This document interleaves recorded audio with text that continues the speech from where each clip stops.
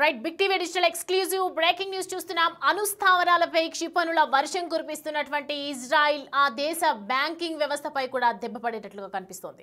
Right మనం దానికి సంబంధించిన బ్రేకింగ్ చూస్తున్నాం. ఇప్పుడు ఇరాన్ బ్యాంకింగ్ వ్యవస్థకు సంబంధించి సైబర్ అటాక్స్ జరుగుతున్నాయని ప్రస్తుతం మనకి సమాచారం అందుతోంది. ఈ నేపథ్యంలోనే అక్కడ ఏటీఎం దగ్గర నిల్చోవాల్సిన పరిస్థితి కనిపిస్తోంది. మొత్తానికి చూసుకుంటే సైబర్ యొక్క యుద్ధమే నడుస్తోందని చెప్పొచ్చు. ఇరాన్ సైన్యానికి డబ్బులు అందకుండా ఒకవైపు స్కెచ్ వేస్తోంది ఇజ్రాయెల్. ఈ అటాక్ ను సమర్థవంతంగా క్రాక్ చేసినట్లు ఇరాన్ ప్రకటిస్తోంది. అయితే దానికి సంబంధించి మనం విజువల్స్ చూస్తున్నాం. ఏటీఎం ముందు ఇరాన్ వాసులందరూ కూడా నించొని వెయిట్ చేయాల్సినటువంటి సిచ్యువేషన్ కనిపిస్తోంది. ఈ క్రమంలోనే అక్కడి బ్యాంకులపై సైబర్ దాడులకు పాల్పడుతోంది. దీంతో వినియోగదారుల సేవలకు తీవ్ర అంతరాయం ఏర్పడుతోంది.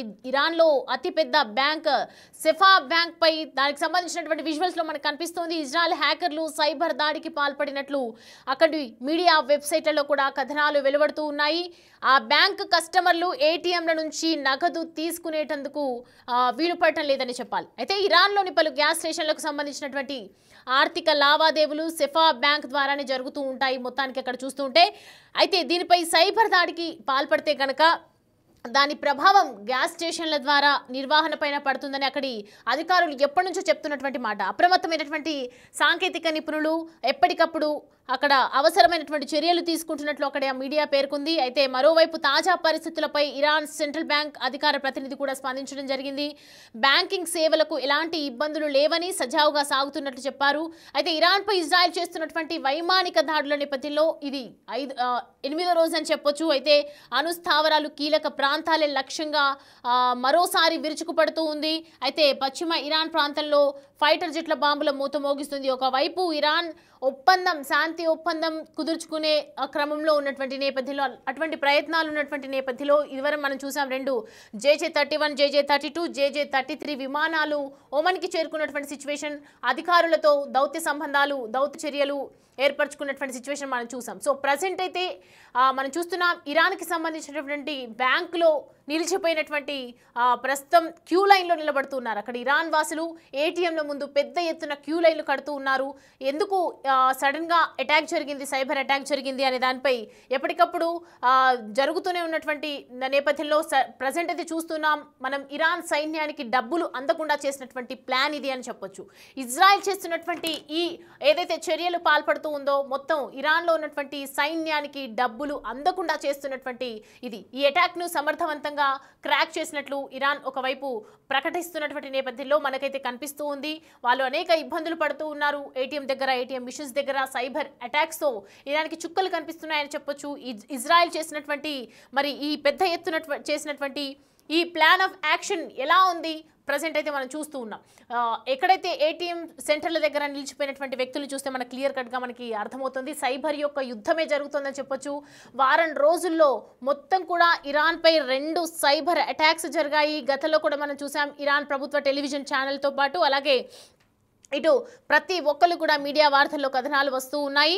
అనుస్థావరాలపై క్షిపణుల వర్షం కురిపిస్తున్నటువంటి నేపథ్యంలో ఆ దేశంలోని బ్యాంకింగ్ వ్యవస్థను హ్యాక్ చేసింది ఇజ్రాయెల్. ఈ హ్యాక్ చేసిన తర్వాత వెంటనే ప్రస్తుతం ఇరాన్లో ఉన్నటువంటి దేశ ప్రజలందరికీ కూడా ఈ బ్యాంకుకు సంబంధించి ట్రాన్స్ఫర్మేషన్కి సంబంధించి ట్రాన్సాక్షన్స్ కావచ్చు ఇదంతా కూడా ఇబ్బందులు పడుతూ ఉన్నారు. ఇరాన్ టీవీలో ఇజాబ్ వ్యతిరేక ఆందోళనలు కూడా ప్రసారం చేస్తూ ఉన్నారు.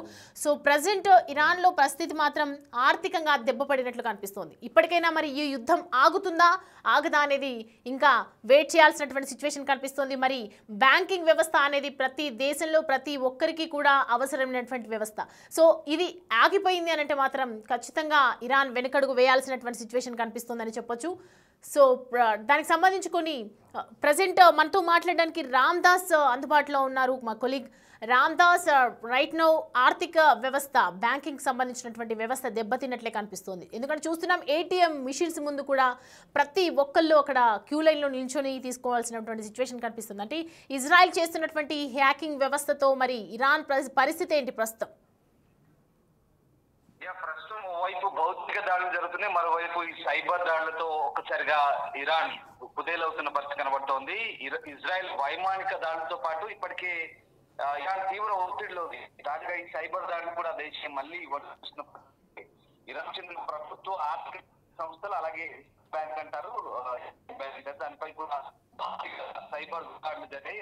ఫలితంగా ఆ బ్యాంకు సర్వర్లు ఆన్లైన్ సేవలన్నీ కూడా పూర్తిగా నిలిచిపోయిన పరిస్థితి. కొన్ని గంటలు కార్యకలాపాలు కూడా నిలిచిపోవడంతో ప్రజలైతే తీవ్ర ఇబ్బందులు ఎదుర్కొన్నారు. ఈ దాడుల ప్రభావం అటు పెట్రోల్ బంకులపై కూడా పడింది.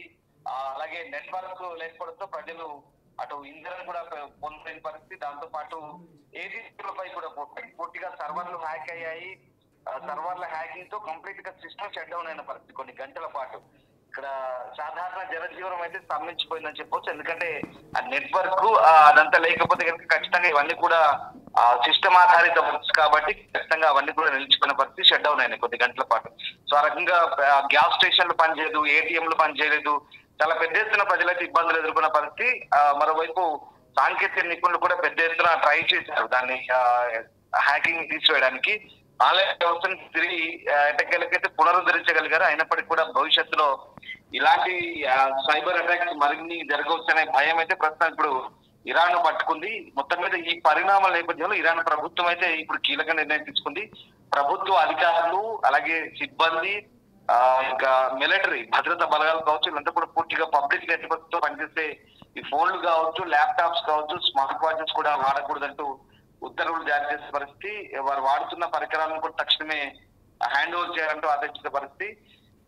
ఇంతకుముందు అంటే ఈ ఇరాన్ అధికారులు ఇప్పటికే చాలా అనుమానాలు ఉన్నాయి. ముఖ్యంగా ఫోన్లలో ట్రాకింగ్ ఇజ్రాయెల్ దళాలతో మనం టార్గెట్ చేస్తున్నారు. హమాస్ 2024లో కూడా హత్యకు గురైనప్పుడు ఇలాంటి ప్రొసీజర్ ని వాళ్ళు ఫాలో అయినట్టుగా ఇరాన్ అనుమానిస్తుంది. అందుకే అధికారులు కమ్యూనికేషన్ పరికరాలపై పూర్తిగా నిషేధం విధించిన పరిస్థితి కనబడుతుంది. ఇక టెహ్రాన్ లో అయితే పరిస్థితి చాలా భిన్నంగా ఉంది, చాలా బీభత్సంగా ఉంది.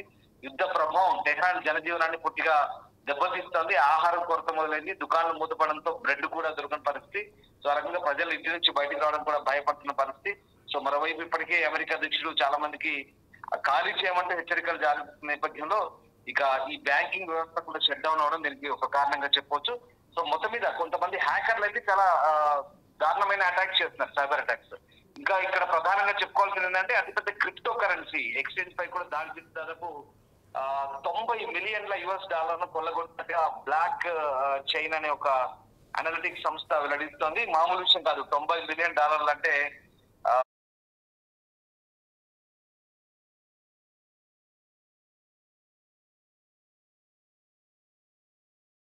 గ్రూప్ ఒకటి వారం పూర్తి సోర్స్ కోడ్ ని రిలీజ్ చేయబడుతుంది. నోబిటెక్స్ అనేది ఒక కరెన్సీకి సంబంధించినట్టు ఏదైతే క్రిప్టో కరెన్సీ సంబంధించిన వ్యవస్థ అది ఇరాన్ వేదికగా పనిచేస్తుంది. సో నోబిటెక్స్ లో ఈ మిగిలి ఉన్న ఆస్తులని ఇప్పుడు పూర్తిగా అందుబాటులో ఉన్నాయి. గ్రూప్ టెలిగ్రామ్ ఖాతాలో రాస్తుంది. అతి వేగంగా నిర్వహిస్తున్న అణు కార్యక్రమాలపై విధించిన ఈ ఆంక్షలు ఏవైతే ఉన్నాయో వాటిని తప్పించుకోవడానికి మొత్తం మీద ఇటు ఉగ్రవాదులకు డబ్బులు బదిలీ చేయడానికి నోబిటెక్స్ సహాయపడుతున్నట్టు పశ్చిమ దేశాలు కూడా ఆరోపిస్తున్నాయి. ఇజ్రాయెల్ అమెరికాతో సహా అన్ని ఆరోపిస్తున్నాయి. సో అంతా దోపిడీ పిచ్చుక పేరుతో వారు ఎక్స్ లో ఇవన్నీ కూడా ప్రకటన చేశారు. కాగా సైబర్ దాడులకు సంబంధించి నోబిటెక్స్ కూడా నిర్ధారించింది. ఖచ్చితంగా సైబర్ దాడులు అయితే జరిగాయి. సో దారుణంగా నష్టపోయామంటే చెప్తున్న పరిస్థితి. ఏదేమైనప్పుడు కూడా ఇరాన్ లో ప్రస్తుతం పరిస్థితులు అయితే దారుణంగా ఉన్నాయి. ఒకవైపు అటు విమాన దాడులు, వైమానిక దాడులు, భౌతిక దాడులు, ఇటు సైబర్ దాడులు. సో అన్ని రకాలుగా ప్రస్తుతం పశ్చిమ దేశాల్లో ఇరాన్ అయితే ఒక రకంగా బెంబేలు ఎత్తిస్తున్న పరిస్థితి. చూడాలి భవిష్యత్తులో ఇలాంటి పునరావృతం కాకుండా ఉండేందుకైతే ఇరాన్ ప్రభుత్వం చర్యలు తీసుకుంటుంది. ప్రస్తుతానికి అయితే అన్ని రకాలుగా అప్రమత్తం అవుతున్న పరిస్థితి కనబడుతుంది. Right Ramdas, thanks for the updates. Right, చూస్తున్నాం కదా ఇరాన్ పరిస్థితి అయితే ప్రస్తుతం ఎటు తేల్చుకోలేని పరిస్థితే కనిపిస్తోంది. ఎందుకంటే ఇరాన్ ఇజ్రాయెల్ మధ్య యుద్ధ వాతావరణ నేపథ్యంలో ఒకవైపు డైరెక్ట్గా బాంబులు, డైరెక్ట్గా క్షిపణులు, డైరెక్ట్గా మిసైల్స్ వాళ్ళ అణ్వాయుధాలను వెతికి తీసే ప్రయత్నాలు చేశారు. వాళ్ళ దగ్గర ఉన్నటువంటి న్యూక్లియర్ స్థావరాలను కూడా ధ్వంసం చేశారు.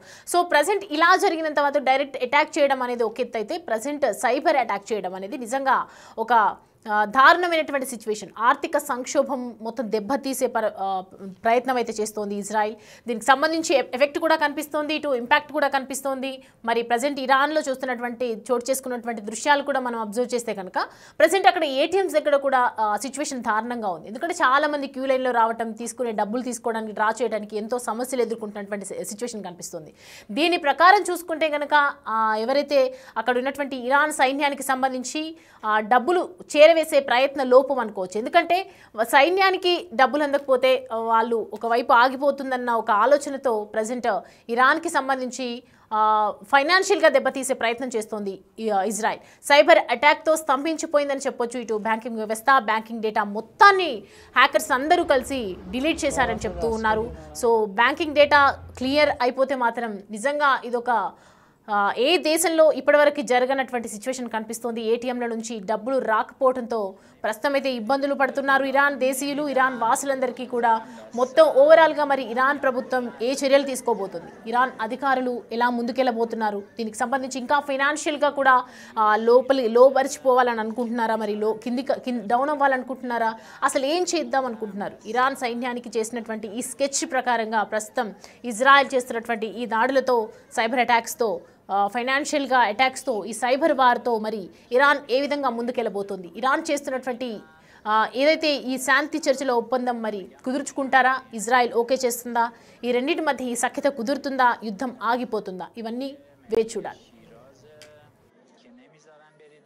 پولارم نمیدن درم بستن و میگن پول نداریم